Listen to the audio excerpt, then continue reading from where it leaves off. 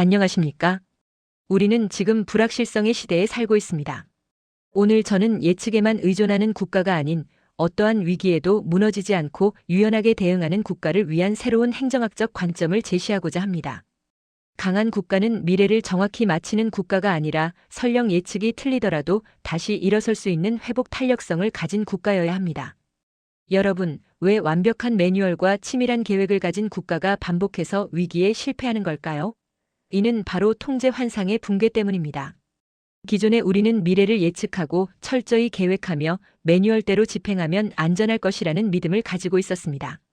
하지만 세월호, 메르스, 팬데믹과 같은 대형 위기들은 늘 예측의 바깥에서 발생했습니다. 문제는 예측이 틀렸다는 사실 자체가 아닙니다. 정말 중요한 문제는 예측이 틀릴 수 있다는 가능성 자체를 제도적으로 배제해버린 구조에 있었습니다. 우리 사회는 이제 복잡계 사회로 변화했으며 불확실성은 더 이상 예외가 아닌 상수가 되었습니다. 복잡계 시스템의 첫 번째 특징은 상호 연결성입니다. 작은 사건 하나가 나비 효과처럼 전체 시스템에 비선형적으로 확산될 수 있습니다. 두 번째는 창발성입니다. 사전에 계산할 수 없는 새로운 결과가 상호작용 속에서 돌발적으로 등장하죠. 이는 예측 실패가 더 이상 단순한 오류가 아니라 언제든 발생할 수 있는 상수라는 의미입니다. 이러한 위기 상황에서는 시네핀 프레임워크가 제시하듯 미리 계획하기보다는 탐색하고 감지하고 대응하는 접근 방식이 필요합니다. 따라서 우리는 패러다임의 근본적인 전환이 필요합니다. 과거의 패러다임이 예측, 계획, 예방, 그리고 통제에 초점을 맞췄다면 이제는 새로운 패러다임, 즉 대응으로 나아가야 합니다. 이는 예측 실패를 전제로 한 신속한 복구, 그리고 상황 판단의 기준이 되는 원칙의 제시를 의미합니다. 또한 위기 해결을 위해 기능 유지와 회복 탄력성을 강조하며 현장의 정보 공유와 네트워크 조정을 통한 적응이 필수적입니다. 행정의 역할 역시 미래를 예측하는 자에서 상황을 판단하고 의미를 부여하는 자로 이동해야 할 것입니다. 대응이란 단순히 공무원의 희생이나 의지 혹은 임기 변적 능력만을 의미하는 것이 아닙니다. 많은 분들이 이렇게 오해하시지만 진실은 대응이 상황인식, 신속한 의사결정, 그리고 자원 동원을 가능하게 하는 체계적으로 설계된 국가 역량이라는 것입니다. 보시는 바와 같이 대응 역량은 실시간 학습과 피드백 루프를 통해 작동합니다. 이는 정확한 상황 인식을 바탕으로 불완전한 정보 하에서도 신속한 의사결정을 내리고 현장에서 즉흥적인 조정과 자원 재구성을 통해 위기에 효과적으로 대처하는 순환 과정을 의미합니다. 그렇다면 무너지지 않는 강한 국가를 만들기 위한 5가지 핵심 조건은 무엇일까요? 첫째, 초예측입니다. 이는 단순히 미래를 정확히 맞히는 능력을 넘어 예측의 한계를 정확히 인식하는 메타 인지 능력을 의미합니다. 둘째, 적응입니다. 상황 변화에 맞춰 정책과 조직을 유연하게 조정하는 능력입니다. 셋째, 회복입니다. 위기 이후 기능을 회복하고 신뢰를 재구성하며 더 나은 상태로 재건하는 것입니다. 넷째, 가외입니다. 효율성만을 좇는 것이 아니라 예상치 못한 상황에 대비한 안전장치와 여유 슬랙을 두는 것입니다. 마지막으로 반응입니다. 시민과 긴밀하게 연결되어 민주적인 방식으로 정책을 생산하고 실행하는 능력이 중요합니다. 조직 설계에 있어서도 큰 변화가 필요합니다. 기존 관료제처럼 중앙 통제식의 간결합 조직은 작은 오류가 전체로 확산되는 문제를 안고 있습니다.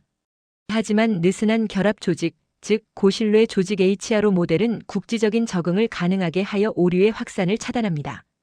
위기 상황에서는 권한이 상부가 아닌 상황을 가장 잘 알고 있는 현장으로 이동해야 합니다. 바로 재난 현장에서 쓰이는 현장 지휘 체계, 즉 ICS-INCIDENT 커맨드 시스템과 이러한 느슨한 결합의 원리를 보여주는 좋은 예시입니다. 작동 원리 측면에서는 두꺼운 매뉴얼을 버리고 원칙을 세우는 것이 중요합니다. 이른바 원칙 기반 접근인데요. 이는 세부적인 절차보다는 행동의 목적과 가치를 규정하는 것을 의미합니다. 질문의 방향도 바뀌어야 합니다. 규정을 지켰는가?가 아니라 공공의 목적에 부합했는가?를 물어야 합니다. 영국의 금융규제청 FCA나 뉴질랜드의 코로나19 경보 레벨처럼 복잡한 지침 대신 명확한 행동 원칙을 제시하는 사례들이 이를 잘 보여주고 있습니다. 인사와 문화 측면에서는 실패를 처벌하면 학습은 멈춘다는 사실을 명심해야 합니다. 우리는 흔히 규칙 준수 여부만 확인하는 단일고리 학습에 머무릅니다. 그러나 이중고리 학습은 규칙과 목표 자체를 성찰하고 왜 이 규칙이 존재하며 어떤 목적을 달성하려 했는지 깊이 있게 되돌아보는 것입니다. 이러한 변화의 핵심은 설명 책임입니다. 이는 단순히 결과에 대한 문책이 아니라 우리가 어떤 판단 과정을 거쳤고 그 근거는 무엇이었는지를 투명하게 설명하는 의무로 전환되어야 합니다. 회복 탄력성은 예방과 대응의 변증법적 균형에서 나옵니다.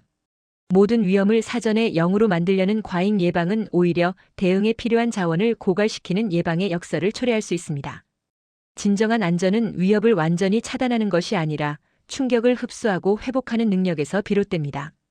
그래프에서 보시는 것처럼 위기라는 충격이 발생했을 때 시스템 성능이 일시적으로 저하되더라도 신속하게 복구하고 더 나아가 적응하며 진화하여 더 나은 상태로 재건하는 능력이 바로 회복 탄력성의 핵심입니다. 거버넌스 측면에서 이제 시민은 단순히 수혜자가 아니라 공동 대응자입니다. 정부 단독으로는 복잡한 위기를 감당하기 어렵습니다. 시민들이 위험을 감지하고 정보를 공유하며 자원봉사에 참여하는 협력적 거버넌스가 필수적입니다. 이러한 협력을 이끌어내는 인프라는 바로 신뢰와 투명한 정보 공개입니다. 정부와 시민 간의 신뢰가 깊어질수록 위기 상황에서 더 강력한 공동 대응 역량을 발휘할 수 있습니다. 디지털 전환은 단순히 예측 도구를 넘어 대응의 속도를 높이는 핵심 동력이 되어야 합니다. 과거 데이터에 기반한 후행 지표에만 의존하기보다는 디지털 기술을 활용하여 실시간 상황 인식을 확보하고 선행 신호를 포착해야 합니다. 디지털 기술의 진정한 가치는 미래를 점치는 데 있는 것이 아니라 실시간 신호를 포착하여 의사결정 주기를 단축하는 것입니다. 나아가 플랫폼 정부는 민간과 시민이 데이터를 활용하여 스스로 문제를 해결하도록 돕는 기반을 제공함으로써 국가의 대응 역량을 한층 강화할 수 있습니다. 결론적으로 우리는 예측과 대응의 조화로운 통합 모델이 필요합니다. 평시에는 예측 능력을 활용해 시나리오 플래닝을 하고 가외성을 확보하며 방향을 제시하고 준비해야 합니다. 하지만 위기 상황에서는 매뉴얼보다는 원칙과 현장 판단을 우선시하며 파도를 넘고 문제를 해결하는 대응 모드로 전환해야 합니다. 이 모든 과정에서 전략적 균형이 중요하며 우리가 던져야 할 핵심 질문은 이것입니다. 우리는 예측이 틀렸을 때를 위한 또 다른 대안적 역량, 즉 케이퍼빌러티 B를 가지고 있는가?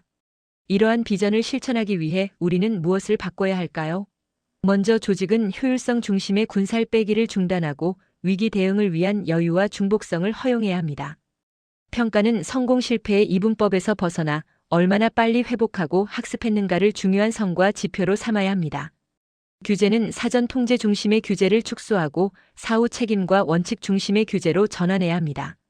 마지막으로 리더십은 정답을 안다고 주장하는 리더십에서 불확실성을 인정하고 집단지성을 조율하는 리더십으로 진화해야 합니다. 결론적으로 우리는 예측이 틀려도 무너지지 않는 국가를 만들어야 합니다. 예측 국가의 시대는 끝나가고 있으며 복잡계 사회의 파도는 결코 멈추지 않을 것입니다.